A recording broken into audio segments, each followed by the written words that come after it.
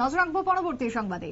এবার দিন দুপুরে চুরি, সোনামুড়ার ডাকঘর থেকে চুরির অভিযোগ উঠে আসলো। পোস্ট অফিসে চুরির দলে হানা। তবে ঘটনাকে কেন্দ্র করে বেজিমারা গ্রাম পঞ্চায়েতের অন্তর্গত ডাক বিভাগের শাখা অফিসে রীতিমতো উত্তেজনা। শনিবার প্রায় 2টো পর্যন্ত শাখা অফিসে কর্মরত ছিলেন অফিসের 2 কর্মী, কিন্তু তারপর যখন দেখা যায় এলাকাবাসীরা যে অভিযোগ তুলেছেন যে ডাকঘরের অফিসে কক্ষে তালা ভাঙা এবং তারপরে তারা দেখতে পান যে চুরি যায় জিনিসপত্র ওলট পালট লন্ডভন্ড অবস্থায় রয়েছে এবং তারপরে কার্যত পক্ষে চাঞ্চল্য শুরু হয় সোনামুড়া থেকে। যদিও বেজিমারা থেকে ঠিকই অভিযোগ উঠে এসেছে ডাকঘরে বা পোস্ট অফিসে চুরির ঘটনায়। শুনুন।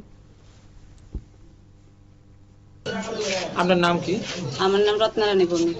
আপনি কি এই এলাকার কি? বেজিমারা গাঁও সভার প্রধান। আচ্ছা, আপনি কি শুনছিলেন? আমি শুনছি যে পোস্ট অফিসের চুরি হয়েছে। আচ্ছা, হ্যাঁ, চুরি হয়েছে এই কথা শুনে আমি আইছি। আইয়া এন একটা এলাকার অভিযোগ পাইছি যে পোস্ট অফিসের কাজকর্ম নিয়ে বহুত দুর্বলতা করে এবং কইতেছে এলাকাবাসী কইতেছে যে আছে না ওই মহিলাই এইগুলা কাগজপত্র পেলে তালা ভেঙে চলে গেল। এলাকার মানুষের অভিযোগ। আচ্ছা, এলাকার মানুষ আর একটা অভিযোগ করতেছে পোস্ট অফিসটা এখান থেকে সরাই নেওয়ার লেগে বলে এরকম একটা না, এলাকাবাসীর অভিযোগ না। পোস্ট অফিস আজকের থেকে দীর্ঘদিন পোস্ট অফিস এদিকে আছে, এদিকে থাকবে।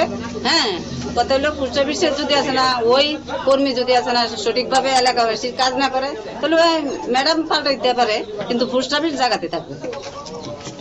আমরা আরেকটা কথা শুনছি এখানে যে ম্যাডাম নাকি সবসময় একটা ছেলে আসে ম্যাডামের সঙ্গে, আমরা ওইখানে নাকি এই কথাটা ঠিক আমি আসলে আজকে শুনছি প্রথম, আমি আর শুনছি না।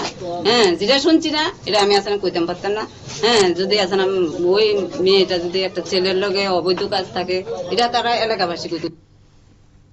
আপনারা শুনলেন বেজিমারা থেকে যে বক্তব্য উঠে এসেছে। ইতিমধ্যেই এলাকাবাসীর অভিযোগ দীর্ঘ 28 থেকে 30 বছর যাবত এলাকাতে অস্থায়ীভাবে শাখা অফিসের কাজ চলছে। কিছুদিন যাবত এই ডাকঘরে শাখা অফিসটি স্থানান্তরিত করা হয় এবং তারপরে ঘটে গেল এই ধরনের চুরির ঘটনায়। এখন তদন্ত হওয়া উচিত। আগামী দিনে চুরির ঘটনা যাতে কম হয় বা কমে রাজ্যে, তার জন্য পুলিশকে আরো অধিক পরিমাণে পদক্ষেপ গ্রহণ করতে হবে, এই দাবি উঠে আসছে সোনামুড়ার বেজিমারা থেকে।